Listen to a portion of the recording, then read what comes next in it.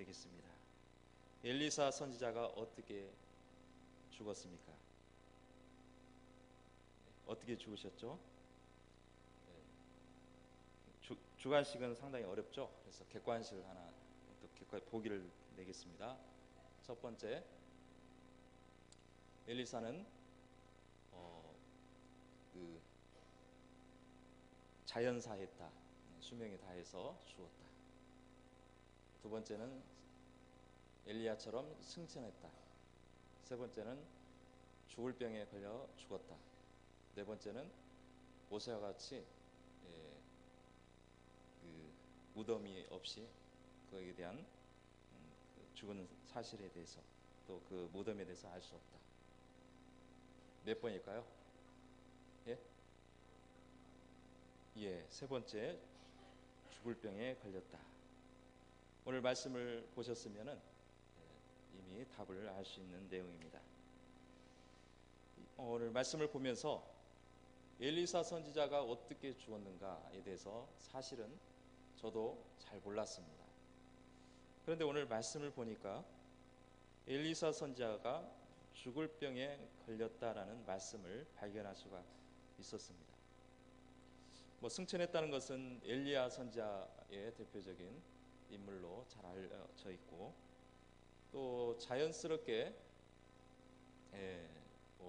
누구나 사람은 한 번은 죽기 때문에 수명이 다해서 죽었을 것이다, 그런 정도의 이해를 할 수 있었습니다. 그러나 엘리사 선지자가 죽을 병에 걸렸다는 이 말은 참 납득이 되지 않는 그런 내용이라 할 수 있습니다. 엘리야 선지자를 보면은 불수레와 불말을 타고 회오리 바람으로 하늘을 올라갔음을 잘 알고 있습니다. 그렇다면 그의 후계자인 엘리사 선지자는 엘리야 선지자의 버금가는 방법으로 멋있게 생을 마감해야 되지 않겠습니까? 그런데 어떻게 죽었다고 했습니까? 죽을 병에 걸렸다는 것입니다. 엘리야의 죽음은 익히 알고 있지만 엘리사의 죽음에 대해서 잘 알려져 있지 않습니다. 오늘 말씀을 보면서 다시금 엘리사의 죽음에 대해 알게 된 것입니다. 최소한 엘리사가 평범하게 수가 다음에 그 열조에게로 가다라고 해야 되지 않겠습니까? 죽을 병에 걸렸다는 것은 이 땅에서 고칠 수 없고 또 나올 수 있는 방법이 없이 이제 곧 죽게 되었다는 그러한 뜻으로 이해할 수 있습니다. 엘리사 선지자는 그 명성을 보면은 대단합니다.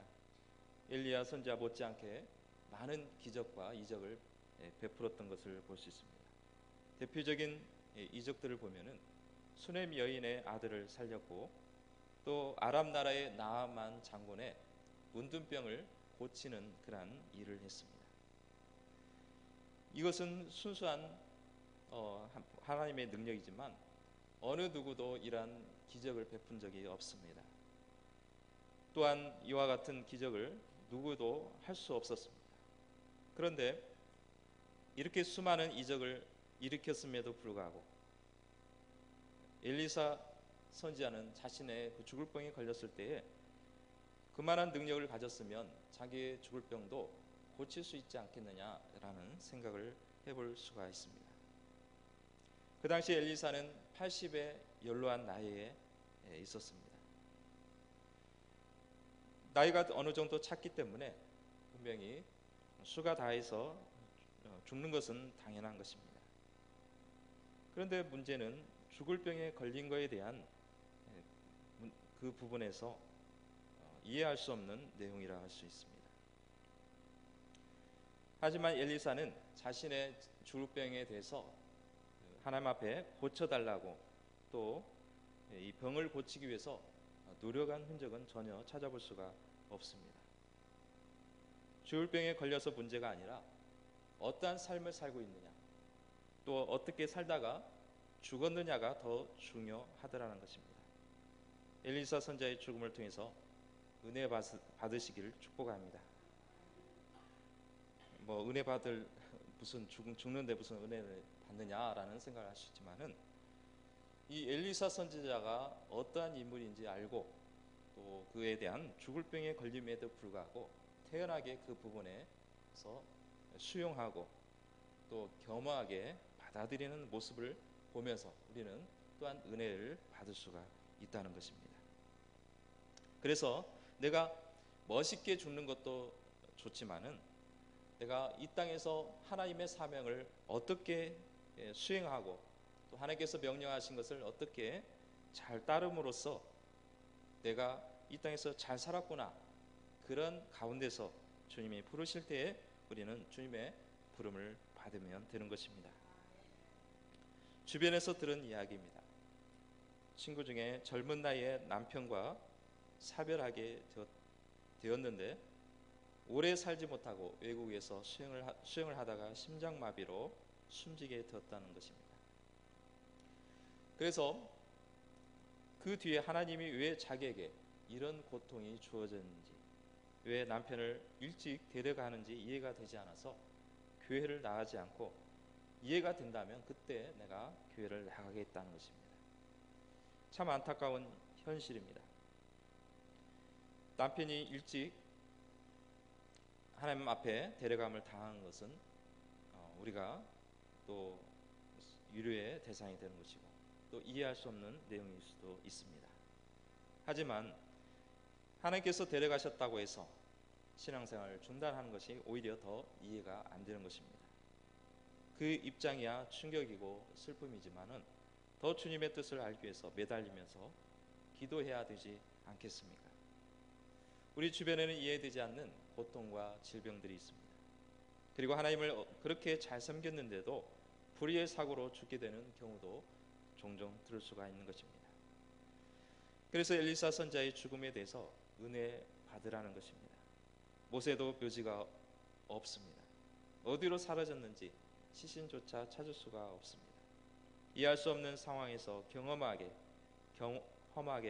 주님 앞에 나와서 이해하려고 하지 말고 주님의 섭리를 어떻게 이루시는지 지켜보아야 하는 것입니다. 오늘 말씀을 전하기 전에 이 엘리사의 죽을 병에 걸렸다는 사실을 보면서 또 다시금 이 말씀을 기억하고 또 다음 말씀으로 전하도록 하겠습니다. 죽을 병에 걸렸을 때 요아스 왕이 매우 통곡하는 장면이 나와 있습니다. 11절 말씀에 보면은 여로보암의 모든 죄에서 떠나지 아니하고 그 가운데 행하였더라 나온 말씀을 하고 있습니다. 이는 요아스 왕이 악한 왕으로 평가되고 있다는 것입니다. 그런데 이 요아스가 엘리사가 죽을 병에 걸리게 되자 매우 슬퍼하며 내 아버지여 이스라엘의 병거와 마병이여라고 하면서 울고 있었던 것입니다. 비록 악을 행하는 왕이었지만 하나님의 선지자가 떠나게 된다는 사실에 매우 안타깝게 여기고 무엇보다도 자기가 거느리는 병거와 마병이 있음에도 불구하고 엘리사 선지자를 향해서 병거와 마병이라고 부르짖고 있는 것입니다. 왜 요아스는 이 엘리사 선지자를 향해서 병거와 마병이라고 불렀을까요? 그 배경을 보면은 열왕기하 6장 17절 말씀에 나와 있습니다.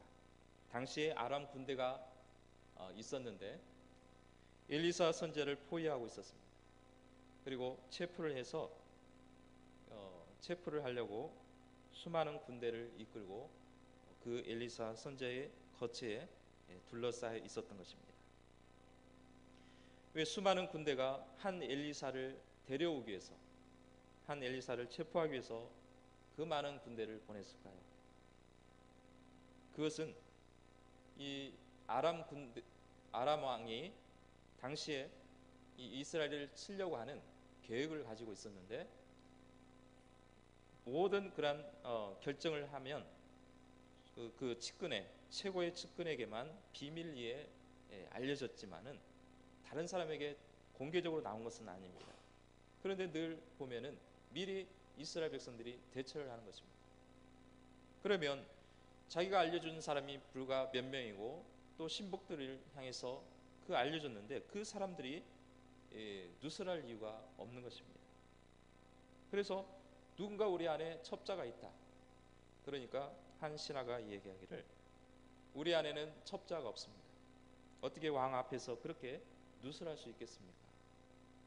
그러나 이스라엘에는 엘리사 선지자라는 사람이 있습니다. 그 사람이 미리 알고 예언을 하고 대처를 하고 있다는 것입니다. 그래서 이 엘리사를 잡아 오려고 했던 것입니다. 수많은 사람들이 둘러싸여서 이제는 더 이상 거기서 벗어날 수 없는 그런 상황에 놓여 있는 것입니다. 엘리사 선지자가 그 사원 게하시가 두려워하는 모습을 봅니다. 이제는 우리는 죽었습니다. 그때 엘리사 선지자는 하나님 앞에 기도하기를 눈을 열어 그 게하시의 눈을 열어보게 해달라는 것입니다.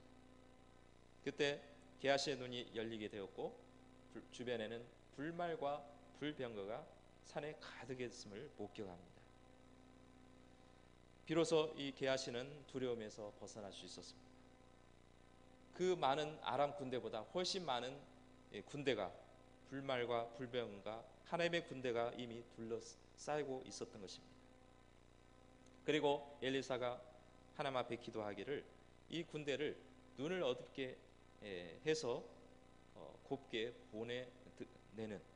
돌려보내는 사건이 있었습니다. 이 전쟁은 피 한 방울도 흘리지 않는 그러한 전쟁이었습니다. 그 뒤에도 이스라엘을 지켜주는 중요한 역할을 감당했습니다.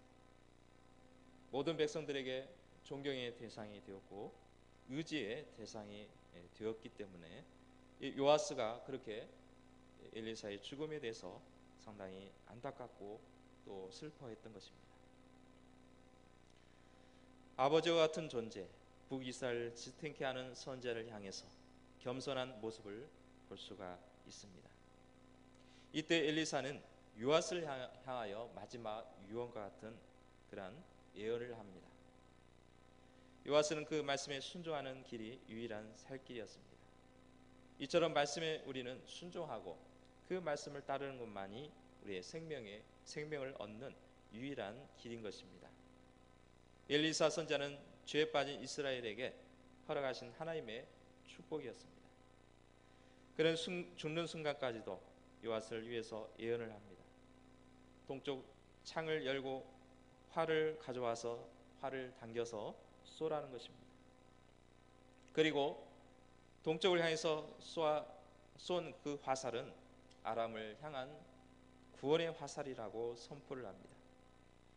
심지어 엘리사는 친히 요아스의 손을 얹어서 잡아주면서 쏘도록 명령하고 있는 것입니다.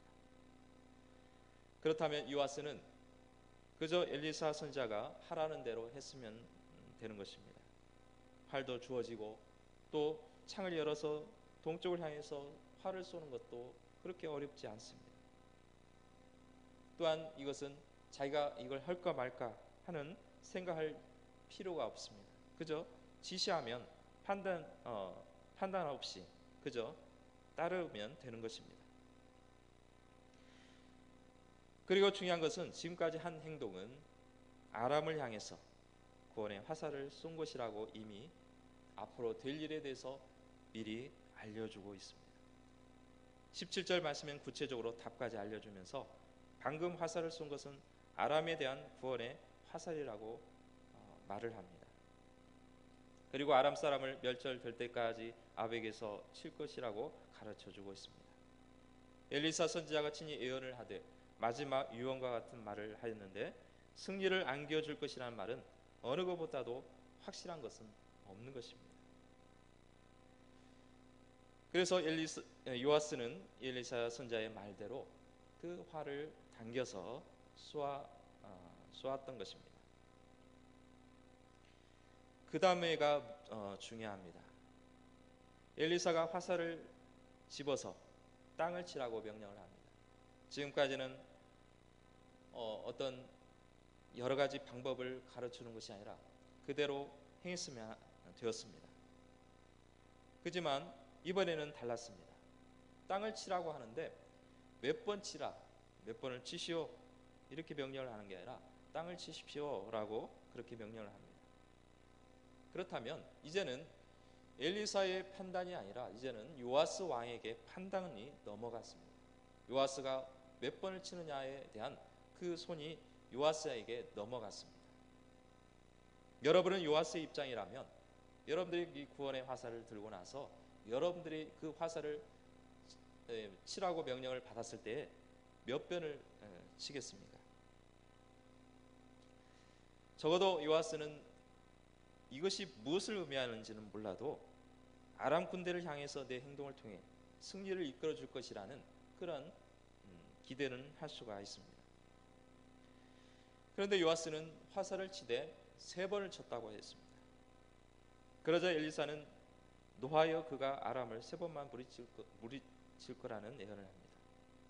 3번을 몇 번 치라고 얘기를 한 것도 아니고 치라고 했으니까 3번 쳤는데 엘리사 선지자가 노하였다는 것입니다. 화를 냈다는 것입니다. 요아스는 왜 3번만 쳤을까요? 그리고 엘리사는 3번을 친 이 요아스를 향해서 왜 꾸짖었을까요?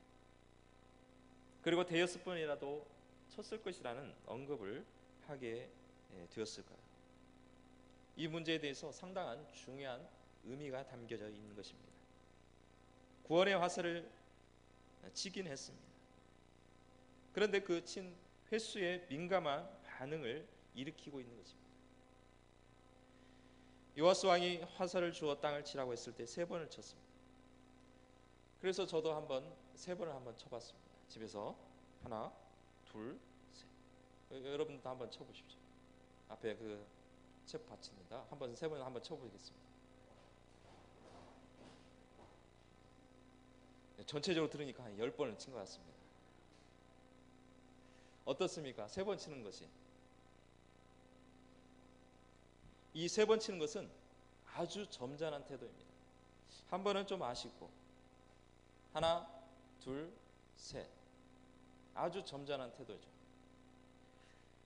엘리사 선지자는 지금 점잖을 때가 아니라는 것입니다. 치기는 했지만은 점잖하게 3번만 치고 말 것이 아니라는 것입니다. 왜냐하면 아람 군대를 향해서 계속해서 이스라엘 백성들을 괴롭히고 지금도 요아스 마음의 중심에는 언제 쳐들어올지 모르는 이 아람 군대를 향해서 두려움에 떨려 있고 또 무서워하고 있는 상황에서 승리를 가져다 준다는 이 말씀을 주었음에도 불구하고 그 화살을 3번만 쳤다는 것입니다. 만약에 이 아람 군대를 무찌르고자 하는 그런 오로지 이 무찌르고 또한 그 아람 군대를 더 이상 침범하지 못하도록 확실하게 한다면 화살을 부러질 정도로 쳐야 되지 않겠습니까? 거기에는 제한을 두지 않았다는 것입니다. 만약에 엘리사 선지자가 5번만 치시오. 그러면 5번을 쳐야 되지만은 몇 번 치라는 말이 없습니다. 100번을 치든 1000번을 치든 그것은 나와 있지 않습니다. 그저 이 화살을 땅에다 치라는 명령밖에 하지 않았습니다.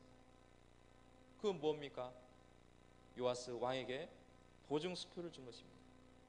그렇다면 여러분들이 보증수표를 주었다면 여러분들 10,000원이나 20,000원 줬겠습니까? 수천만 원을 줬고 엄청난 것을 써야 되지 않겠습니까? 그래서 이 말씀이 중요합니다. 내가 몇 번을 치느냐? 여러분들의 삶에서 구원의 화살을 몇 번을 쳐야 되겠습니까? 하나님께서 주신 이 약속의 말씀이 나에게 주어졌다면 그 말씀을 얼마나 쳐야 되겠습니까? 오래전에 엄지와 검지를 동그랗게 모으라고 해서 한번 모았습니다. 그리고 한 손에는 어떤 물체를 들려주면서 또 그 상대방이 이 내가 오므렸던 이 검지와 엄지를 벌리는 것입니다. 나중에 알려주는 것이 그 물체에 대해서 선호도, 그만 얼마나 좋아하고 있고 또 그것을 싫어하는지를 판단하는 그러한 테스트라는 것입니다. 내가 그 든 물건이 좋아하고 선호도가 있으면 이 손을 피기가 힘들지만 내가 별로 좋아하지 않고 내가 원치 않는 물건을 들고 있거나 뭔가 내가 하고 싶지 않는 것이 들려지면은 이것이 쉽게 벌어지더라는 것입니다. 이 테스트가 올링 테스트라는 것입니다. 오무라 요시아키라는 일본인이 고안해서 한해 안에서 일부 사용됐다는 것입니다. 여러분은 어떻습니까? 자기가 좋아하면 당연히 손에 힘이 가지게 되지만은 문제는 자동화돼야 합니다. 좋든 싫든 그것이 내가 좋아하면 당연히 자동으로 이 손이 힘이 가지고, 싫어하면 자동으로 벌려져야 되는데 항상 그렇습니까? 그것이 어떤 객관성을 가지고 있는 것이 내 안에서 주관성을 가지고까지는 그것을 내가 한번 만져봐야 되고 또 활용도 해봐야 되고, 그러면서 좋아질 수도 있고 또 똑같은 것이지만 나빠질 수도 있는 것입니다. 그래서 이 정확도는 자동화되면 정확도는 있겠지만 사람의 마음이란 것은 판단이 설 때에 달라지기 때문에 객관성이 좀 떨어진다고 볼 수가 있습니다. 어떤 한의사는 선을 보는데 상대방이 나를 좋아하느냐, 나의 배우자를 될 만한 또 사귈 만한 사람이 되느냐, 이것을 평가하기 위해서 오링 테스트를 했다는 것입니다. 여러분들 남녀 간의 관계는 뭐가 통해야 한다고 말을 하죠? 예? 뭐가 통해야 됩니까? 그냥 남자 여자 만나면 자동으로 사귀어지고 결혼이 됩니까? 뭐가 통해야 된다고 하죠? 예, 마음, 필이 통해야 된다고 합니다. 젊은 우리 청년들은 필이 통해야 한다. 뭔가 필이 꽂혀야 된다는 겁니다. 그래서 자, 이 필이란 것을 다시 표현을 한다면 감정이 통하고 말로 표현할 수 없는 그런 끌림이 있어야 한다는 것입니다. 하지만은 저는 이 남녀 간의 관계에 있어서 신앙적으로 봤을 때는 하나님이 주신 감동이 있어야 되는 줄로 믿습니다. 하나님이 반드시 배필을 주시기는 하는데 다른 사람의 기도도 중요하지만 본인이 기도하면서 예를 태우며 주님 주시옵소서라고 간절히 기도하는 가운데서 하나님의 인도함을 받아야 하는 것입니다. 그래서 이 감동, 하나님께서 주신 감동, 남녀 간에 호감이 있어야 됩니다. 서로 좋아하는 감정이 있어야 되는데 젊은 나이에야 뭐 자기 눈이 맞으면 그런 마음이 있지만 어느 정도 30대 이제 나이가 되면 그런 어떤 젊은 사람들의 마음보다는 서로 간에 얘기하다 보면 서로 간에 뭔가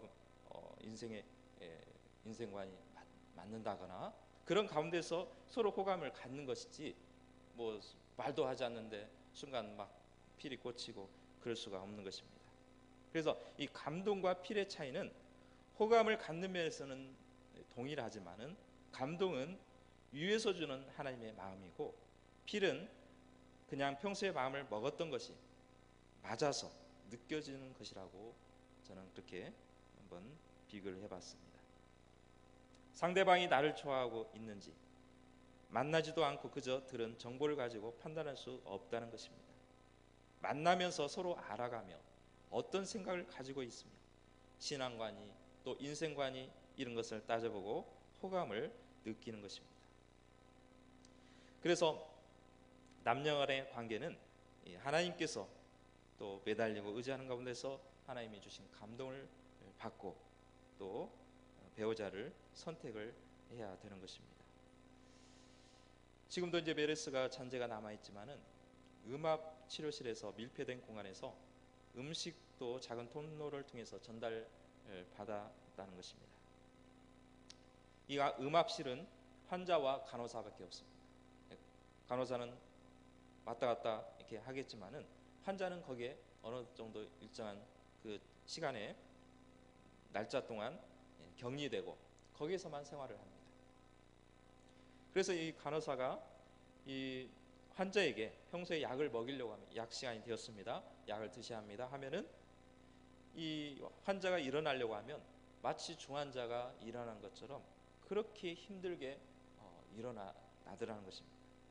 근데 한 번은 커피를 드려도 될까요? 라는 말을 하자마자 그분의 말에 따르면 그 말을 묻자마자 0.1초로 벌떡 일어나더라라는 것입니다. 약을 먹을 때는 엄청나게 힘들게 일어났는데 커피 한번 드려볼까요? 라고 하니까 1초도 안 걸린다는 겁니다. 어디서 그렇게 힘이 나왔는지 모를 정도로 벌떡 일어나더라는 것입니다. 이처럼 우리는 좋아하는 것이 있으면 눈동자가 달라집니다. 행동이 빨라집니다. 또 집요하게 물고 늘어지는 것입니다. 요아스는 모든 것을 알았습니다. 자기가 들고 있는 화살이 아람 군대를 무찌르는 구원의 화살이라는 소리도 들었습니다. 그렇게 소원하고 있으며 강력한 왕권을 유지하라는 것은 묻지 않아도 당연한 것입니다. 그렇다면 요아스가 아람에 대한 승리를 갈망했다면 구원의 화살로 땅을 계속해서 쳤을 것입니다. 그러나 요아스는 적당히 쳤던 것입니다. 구원의 화살이라고 한다면 적당히 쳐서는 안 됩니다. 확고한 의지를 가지고 제한을 두지 않으며 몇 번이고도 쳐야 하는 것입니다. 이 사건은 말씀에 순종하는 것이 생명처럼 중요하고 우리 믿음의 크기를 키워야 함을 보여주는 말씀입니다. 성도는 매일 말씀 안에서 거하고 믿음으로 말씀을 실천해야 하는 것입니다. 20절부터는 엘리사의 예언대로 요아스가 아람을 무찌르는 장면이 나오고 있습니다. 엘리사의 죽음 이후에도 이스라엘은 여로보암의 죄를 지으며 멸망의 길을 가고 있었던 것입니다. 아람 왕 하사엘이 항상 이스라엘을 학대하고 있는 상황에 놓여 있습니다. 그런데 엘리사의 예언대로 이 아람 군대를 무찌르고 빼앗겼던 성읍을 되찾는 그러한 결과로 나와 있습니다. 그 이전에 승리 이전에 20절, 21절의 말씀에 보면은 시체가 회생하는 사건이 일어납니다. 중간에 이 말씀은 상당히 연결성이 좀 떨어집니다. 20절, 21절 말씀은 어떻게 보면 갑자기 나타나는 말씀이라고 할 수 있습니다. 어떤 사람이 시체를 들고 가고 있는데 장사를 하려고 하다가 모압의 도적들을 만납니다.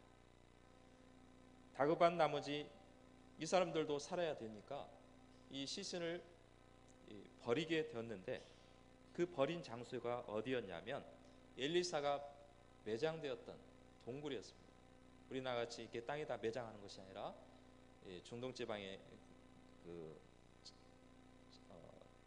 장례 문화는 동굴이 많이 있기 때문에 동굴을 선택을 해서 거기다가 시신을 안치를 합니다.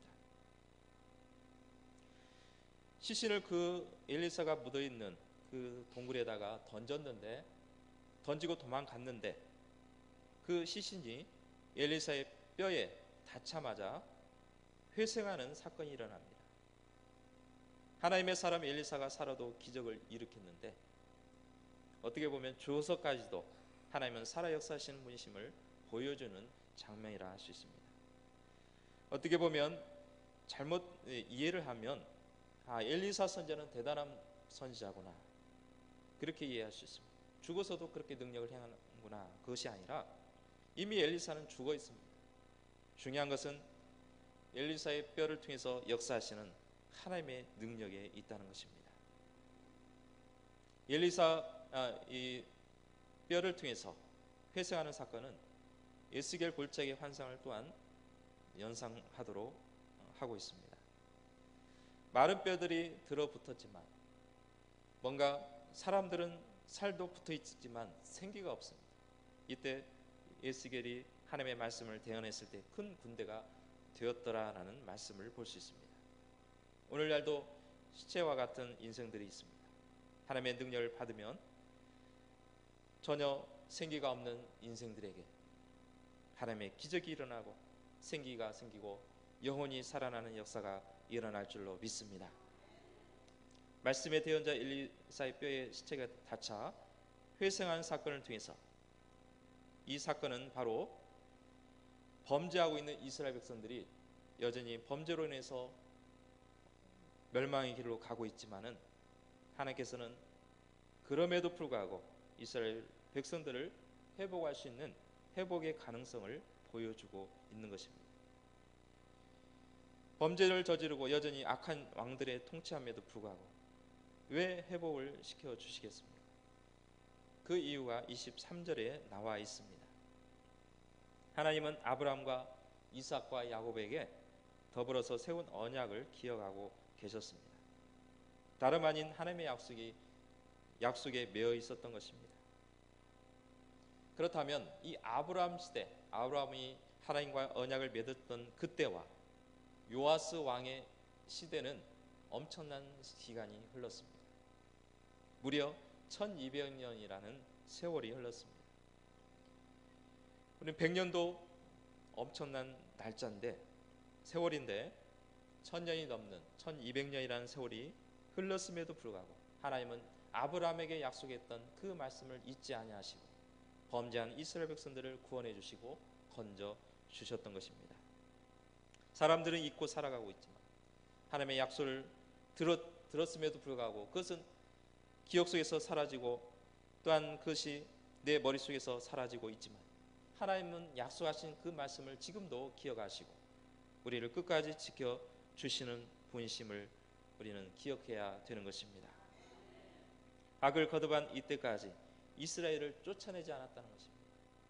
악을 거듭했음에도 불구하고 이스라엘 백성들을 멸망시키고 다 쫓아내고 다시 하나님께서 약속의 백성들을 세워주시고 그렇게 하시는 것이 아니라 이스라엘 백성들을 그대로 유지하시고 붙들어 주시고 또 오히려 아람을 물질러 성읍을 회복하는 그런 은혜를 주신 것입니다.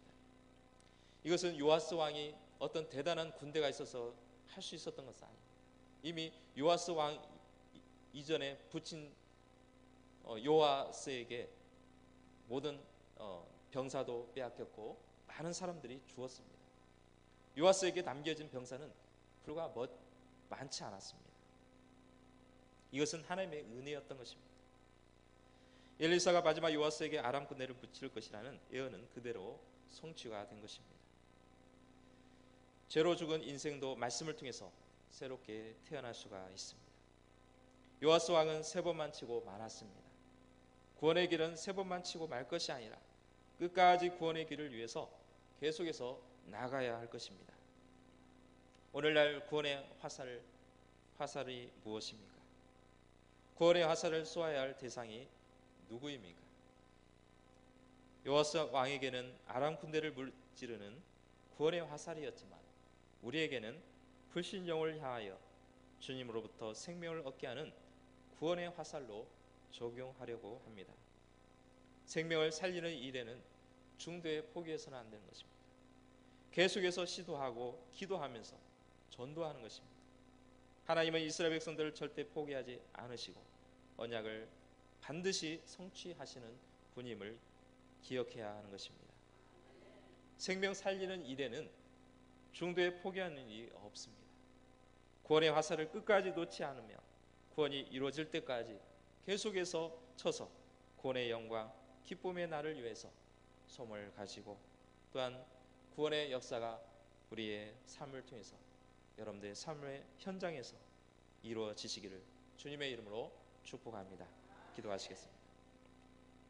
거룩하신 하나님 아버지, 오늘 이 시간에도 하나님께서는 우리에게 구원의 화살을 들려주고 있습니다. 그리고 구원의 화살을 치라고 명령하고 있습니다. 이것은 하나님께서 몇 번 치라는 말씀이 주어져 있지 않고 나에게 있습니다. 내가 구원의 화살을 놓지 아니하고 끝까지 구원을 이루기 위해서 끈질기게 주의 구원의 역사를 이루게 하여 주시옵소서. 지금도 생기가 없이 또 하나님을 알지 못하는 또 방황하는 영혼들이 많이 있습니다. 그 불신령을 향해서 우리가 끝까지 물고 늘어지며 구원의 손길을 뻗치게 하여 주시고 구원에 이르기까지 우리는 힘써 구원의 화살을 치게 하여 주시옵소서. 감사를 드리며 예수님의 이름으로 기도드립니다. 아멘.